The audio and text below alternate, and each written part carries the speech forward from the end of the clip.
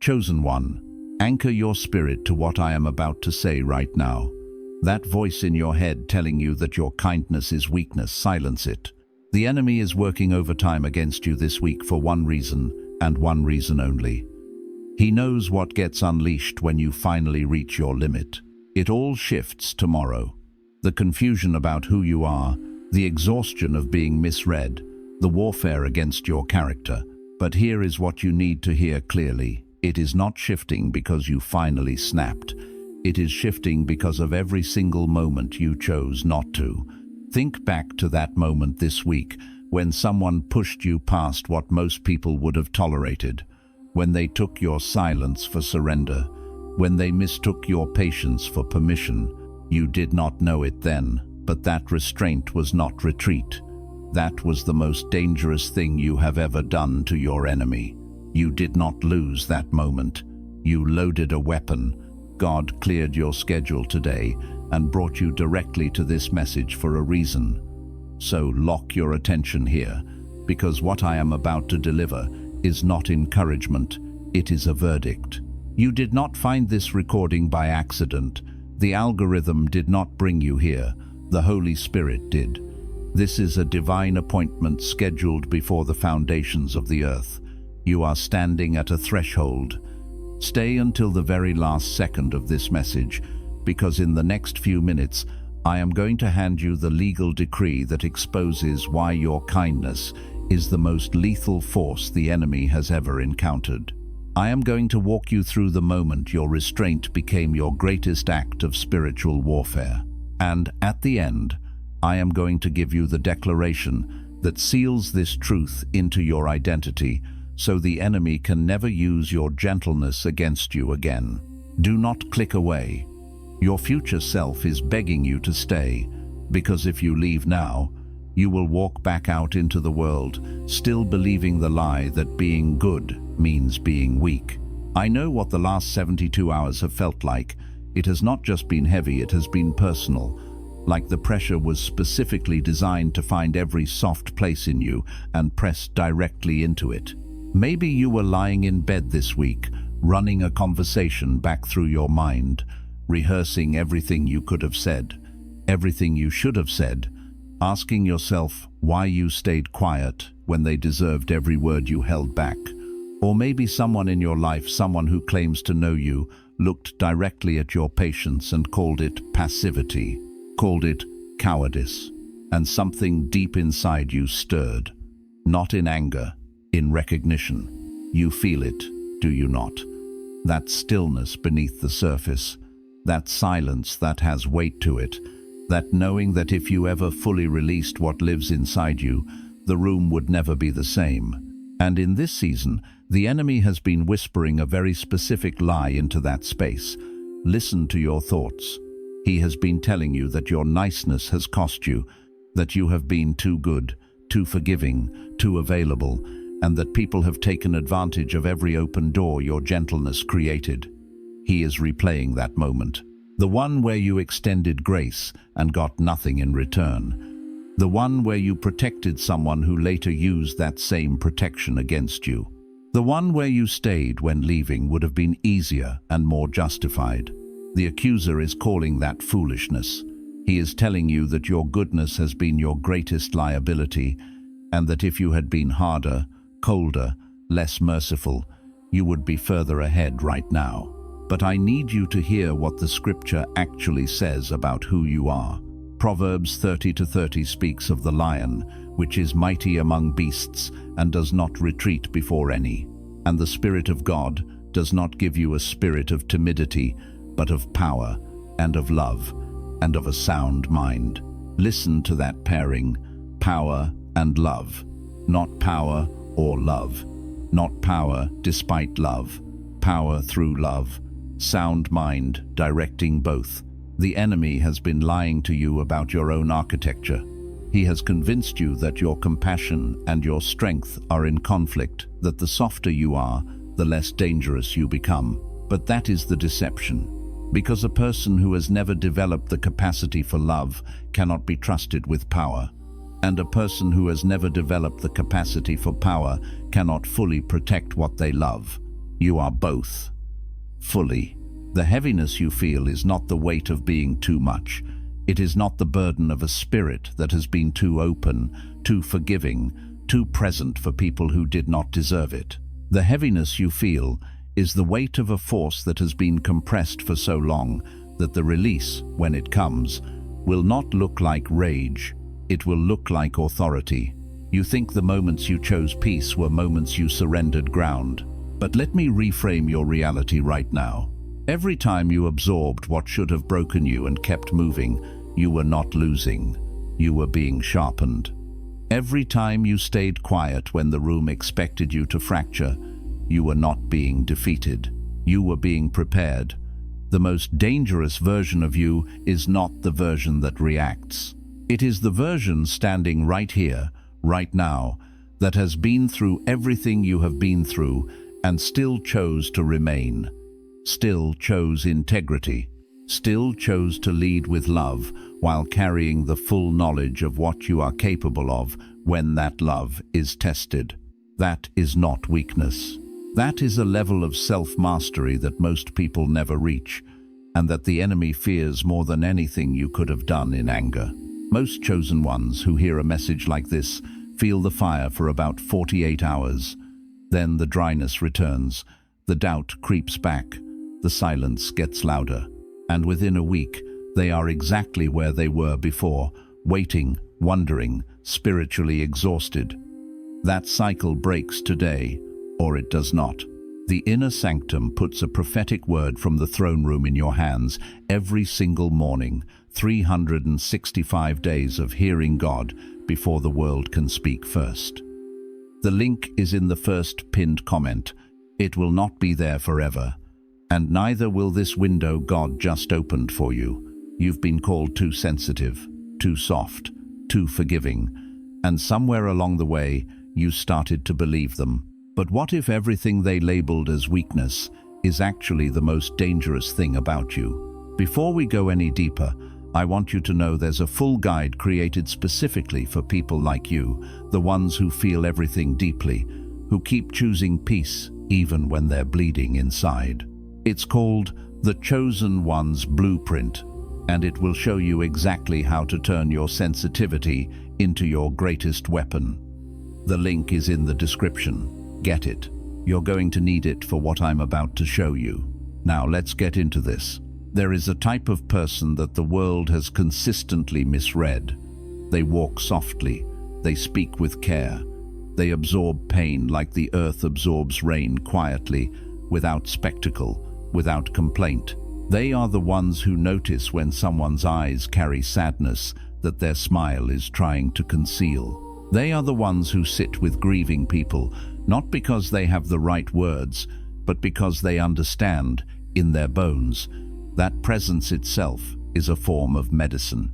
They give generously, not from overflow, but sometimes from their last reserves, because something in them cannot witness a need and walk past it, and because they don't erupt, because they don't retaliate, because they extend grace in spaces where most people would extend fists. The world looks at them and calls them weak, calls them naive, calls them easy targets.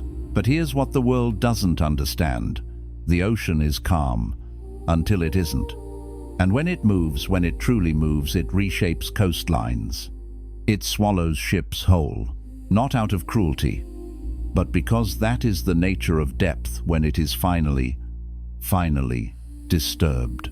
The same water that laps gently at the shore on a summer afternoon carries within it the memory of every storm that ever crossed its surface. The same tide that children play in without fear is the same force that has carved canyons into solid rock over thousands of years. Patience and power are not opposites. In nature, they are almost always the same thing, wearing different expressions depending on the season. You are not gentle because you lack power. You are gentle because you have learned to govern it. And there is a difference between someone who cannot fight and someone who has chosen not to. One is empty. The other is a reservoir. One lashes out because it has nothing left to lose. The other holds back because it understands the weight of what it carries and refuses to spend it recklessly. There is a dignity in that restraint that the world rarely pauses long enough to recognize. But heaven sees it, and heaven counts it. Think about Moses. The Bible calls him the meekest man on earth, not the weakest, the meekest. There is a difference the original language captures that most translations barely touch. The Hebrew word used carries the image of a trained warhorse, an animal of enormous power and speed, capable of tremendous force, but disciplined, responsive, submitted to the hand of its rider. That is meekness, not the timid child in the corner, not the doormat absorbing every boot, the trained force, the governed strength. Meekness is not the absence of strength. It is strength submitted to purpose. Moses had already proven he could deliver a lethal blow. He did it in Egypt before the burning bush, before the plagues, before the parting of the sea. The fire was always in him. The capacity for decisive, forceful action was never absent. But the man who could physically take a life was the same man chosen to carry the law of life down a mountain. His restraint wasn't cowardice. It was a covenant. It was the evidence that he could be trusted not just with power, but with holy power, with the kind of authority that does not serve the ego, but serves the calling. And when heaven finally released him to move, Egypt shook. Pharaoh's entire empire, its military, its economy, its religious structure, its very identity, was dismantled by a man the world had written off as a fugitive shepherd with a speech impediment. The same is true of you. But here's where it goes deeper. Because your gentleness is real, your kindness is not a strategy. It comes from a place that has genuinely been cracked open by experience, by loss, by love, by the kind of pain that either destroys you or expands you. You have sat in rooms where the grief was so thick it had weight. You have loved people who did not know how to receive love without damaging it. You have stayed when leaving would have been easier, forgiven when bitterness would have been justified, and rebuilt yourself with hands still shaking from the last collapse. You chose expansion. Every single time, even when it cost you something significant, you chose expansion over contraction, grace over grievance, growth over the comfortable numbness of shutting down. And that expansion, that hard-won, scar-tissued, beautifully earned capacity to hold complexity without collapsing, that is where your dangerous nature lives. You see, most people are predictable because they are reactive. They respond to offense with offense, pain with pain, push with push. They are essentially mirrors reflecting back whatever energy arrives at their threshold without filtering, without choosing, without the crucial pause between stimulus and response. And the world knows how to manage predictable people. It knows their buttons. It knows their breaking points. It knows exactly which words to use and which memories to invoke to send them spinning off course. Predictable people can be neutralized. They can be baited. They can be made to discredit themselves simply by being pushed at the right angle at the right moment. But a person who absorbs, who processes, who remains centered even when being provoked, that person cannot be controlled. And what cannot be controlled will always be feared. What cannot be baited cannot be neutralized. What cannot be pushed off course cannot be stopped. And this leads us to something most people miss entirely. The reason you've been provoked so relentlessly isn't random. It never was. There is something in the spiritually perceptive, something in the person who walks with unusual grace that activates a very specific kind of opposition. It is not accidental. It is not just bad luck or difficult circumstances or an unfortunate pattern of attracting the wrong people. There is a targeting that happens to souls of a certain depth, a certain assignment, a certain unawakened magnitude. Not because you are threatening to become something, because you already are something. The blueprint is already written. The capacity is already present. The calling is already sealed. And the forces, the people, the systems designed to keep certain souls from rising, they can sense that. They may not be able to name it. They may not even consciously understand why they feel compelled to diminish you, challenge you, doubt you, or undermine you. But something in them responds to something in you, the way darkness responds to the approach of light, not with welcome, but with resistance. They press where others wouldn't even think to press. They test limits that most people never even approach. They seem to find, with uncanny precision, the exact places where you are still healing, the exact wounds that haven't yet fully closed, the exact insecurities that you thought you had buried deep enough that no one would find them. Why? Because your breakthrough, when it comes, won't just be yours. It will release something around you. It will wake people up. It will give permission to every person watching your life to believe that their own transformation is possible. And that is precisely what must be delayed, undermined, discouraged at every possible turn by anything that benefits from people staying asleep, staying small, staying convinced that their sensitivity is a liability rather than a lantern. But stay with me, because what's coming next will likely be the thing you've never heard anyone say out loud, and it's the part that changes everything. Here's what actually happens inside a person who has been consistently kind in the face of provocation, consistently gracious in the face of cruelty, consistently soft in environments that rewarded hardness. Something begins to build that has no equivalent in the natural world. You develop a kind of interior fire that cannot be fabricated. It cannot be manufactured by ambition or desire or even prayer alone. It cannot be purchased, borrowed, inherited, or imitated.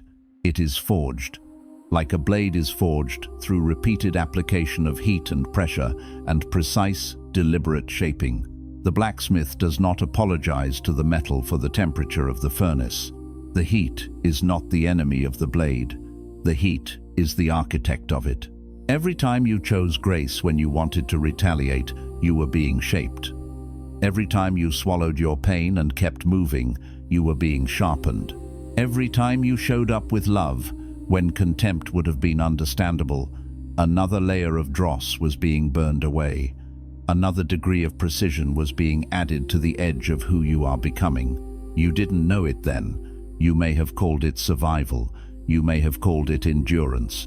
You may have looked at yourself in those moments and seen nothing more than someone trying to make it through the day. Heaven called it preparation. Think about David before Goliath. Before the valley, before the anointing oil ran down his face, before any public stage or national recognition, there were the fields. There was the long, unglamorous, unwitnessed work of a shepherd boy doing his job in the middle of nowhere. There was the bear. There was the lion. And David faced both alone, in obscurity, with nothing to prove to anyone but himself and God.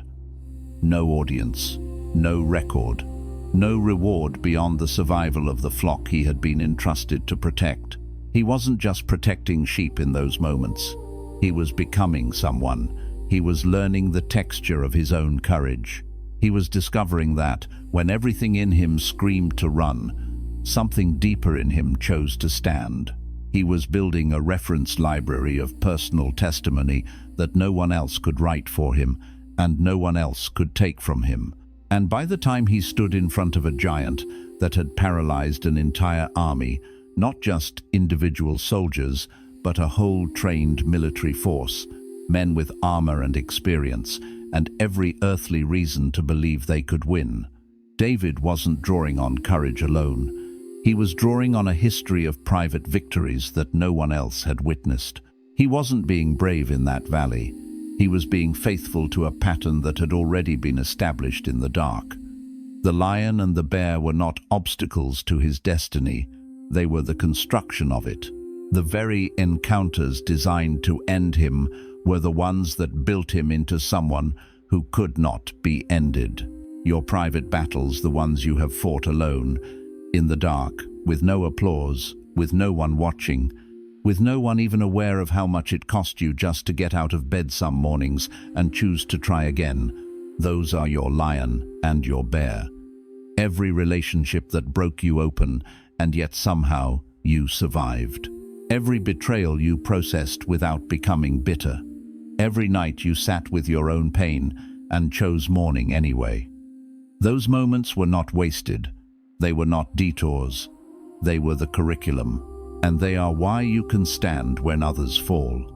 They are why the thing that would collapse someone else will find, when it arrives at your threshold, that you have already been there, already survived something adjacent, already built a muscle that exists because of the very suffering that tried to destroy you. But let me challenge you with something, because this is where it gets uncomfortably honest. You have been using your kindness correctly, but have you been using your fire correctly? Because there is a version of gentleness that is pure and grace-filled, the kind that comes from genuine abundance, from a heart so full that it naturally overflows into the lives around it. And then there is a version that is actually fear wearing the costume of virtue. A version that has learned to speak the language of spirituality while quietly serving the agenda of self-protection. A version that calls itself forgiving when it is actually avoiding the confrontation that real forgiveness sometimes requires. That calls itself peacekeeping when it is actually self-erasure. That wraps conflict aversion in the language of love so that it never has to examine the terror underneath. That says, I don't want to hurt anyone, when the deeper, more honest, more vulnerable truth is, I am terrified of what happens if I fully show up, because the last time I did, it was used against me. And here's the part no one wants to hear. There is a specific kind of person who has spent so long being the most understanding person in every room that they have slowly, quietly, almost imperceptibly stopped understanding themselves. You have been so busy making space for everyone else's journey that you have barely begun your own. You have translated other people's pain with fluency, while your own has been sitting in a corner, speaking a language you keep promising to learn, but never quite find the time for. You have extended compassion in every direction except inward. You have been generous to a fault with your empathy, your time, your presence, your energy, and somewhere in that generosity, you forgot to keep some back for the person who needs it most, which is the person doing all the giving. And God, the universe, whatever you call, the force that placed you here with this exact set of gifts, this exact sensitivity, this exact depth, is waiting for you to turn that same grace on yourself, not as a reward, not as something you earn once you've helped enough people or suffered enough or proven enough, but right now, today, as an act of radical spiritual obedience to the truth that you were made in the image of something whole, and wholeness begins by being honest about the parts of yourself you have been too afraid to face. Coming up is the insight that I believe you have been circling your entire life without landing on. Stay with me just a moment longer, because here is what is true about provocation that almost no one teaches. When you are provoked, truly provoked, pushed against in the places where you are still tender, challenged in the areas where you have not yet finished healing, and you do not react from wounding but from wholeness, something extraordinary occurs. Something shifts in the atmosphere of the room, in the dynamic of the relationship, in the spiritual architecture of the moment. Your response is no longer just a response. It becomes a statement. It becomes a demonstration. It becomes living proof of something that the world around you cannot explain and therefore cannot dismiss. Because the world has categories for anger, it has categories for retaliation, it has categories for the breaking point and the explosion and the collapse. It does not have a category for someone who has every reason to shatter and instead remains whole. When a person who has every reason to be bitter is not bitter, that is not just impressive, that is prophetic. It speaks into the room before a single word is uttered. It preaches without opening a mouth. It testifies to the reality of an inner life that transcends circumstance, to the existence of a peace that genuinely passes understanding, not as a theological concept, but as a witnessed, tangible, undeniable reality standing right in front of them. And that testimony carries weight that no argument, no achievement, no reputation, no eloquence can manufacture or replicate. This is why Paul wrote from prison, not despite his chains through them. The man who had been beaten, shipwrecked, stoned, abandoned, misrepresented, and imprisoned found a way to write about joy that has outlasted every empire that ever tried to silence him. The limitation became the amplification, the suffering became the signal, the chains that were supposed to end his influence became the context that gave his words their unshakable authority. Because when a man can write about peace from a prison cell, you cannot argue with his peace. You cannot call it theoretical. You cannot dismiss it as the comfortable philosophy of someone who has never suffered. And people who should have been writing his eulogy ended up reading his letters for 2,000 years, and they are still reading them. Because there is something in words written from that kind of place that carries a frequency that ordinary words cannot touch. Your provocation is not punishment, it is positioning. The very thing that has been pressing against you has been pressing you into a shape that will serve a purpose larger than the pressing. The trial that you have been surviving has been simultaneously constructing the testimony that someone else desperately needs to hear.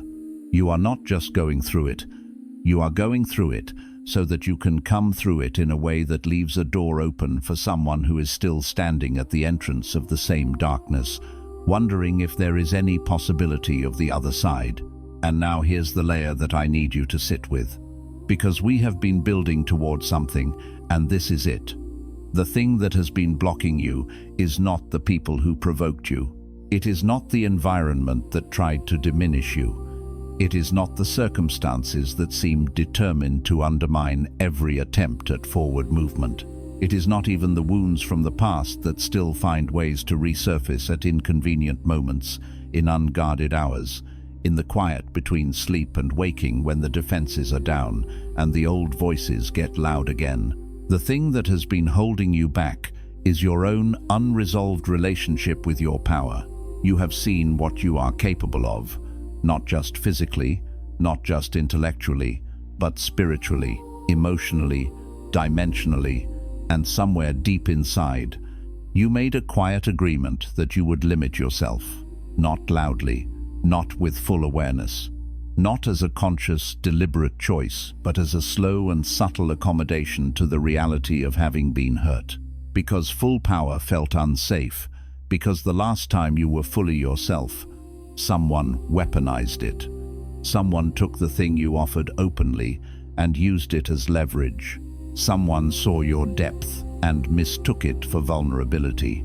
Someone encountered your light and, rather than being illuminated by it, tried to extinguish it, and for a moment, for a season, for longer than you would like to admit, it worked. Because somewhere between the person you were born as and the person the world shaped you to be, you learned that it was safer to be smaller. You learned that staying below the radar meant fewer attacks. You learned that dimming your own light preemptively was less painful than having someone else dim it for you. And that logic made sense once. It protected you when protection was what you needed. But you are not in that place anymore. And the strategy that kept you safe in one season is the very thing strangling your expansion in this one. And you have been faithful to that agreement ever since. Faithful in ways you don't even fully recognize yet. In the way you hesitate before speaking your full truth, in the way you shrink in rooms where expansion is available, in the way you offer qualified versions of your gifts rather than the whole, unedited, unapologetic magnitude of what you actually carry, in the way you are still, even now, waiting for some external confirmation that it is safe to be everything you already are. But here is the unexpected truth.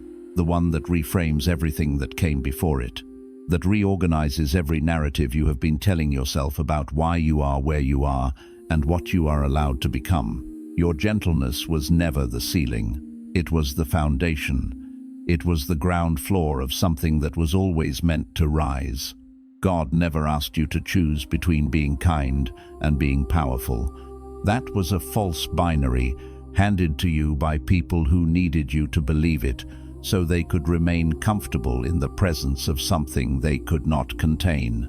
The real invitation, the one heaven has been extending this entire time, the one written in every experience you have had and every character trait you have developed and every private victory you have claimed, is to be both, completely, simultaneously, without apology and without explanation. To be the ocean at rest and the ocean in motion. To be the voice that builds and the voice that confronts. To be the hands that heal and the hands that refuse to be shaken. To be tender without being fragile. To be fierce without being cruel. To be immovable without being closed. To be soft in the places that require softness and steel in the places that require steel. And to trust yourself finally, completely trust yourself to know the difference. You were never meant to be tamed. You were meant to be trusted.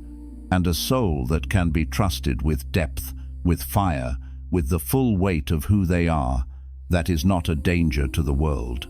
That is a gift the world has been waiting for without knowing what to call it.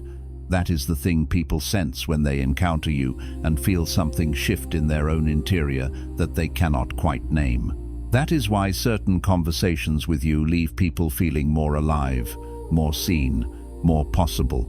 Because you carry something. You have always carried something, and the world needs you to stop apologizing for it and start walking in the fullness of it. So do not go to sleep tonight carrying yesterday's version of yourself. Not the diminished version, not the qualified version, not the version that learned to make itself palatable to rooms that were never worthy of your full presence. The person who needed permission, the person who needed someone to finally see them and call them out by name and say, yes, you, exactly you, all of you. The person who was waiting for the world to stop calling them too much before they allowed themselves to be everything. That waiting is over. The permission is not coming from outside. It never was. It was always an inside job, and the moment has arrived.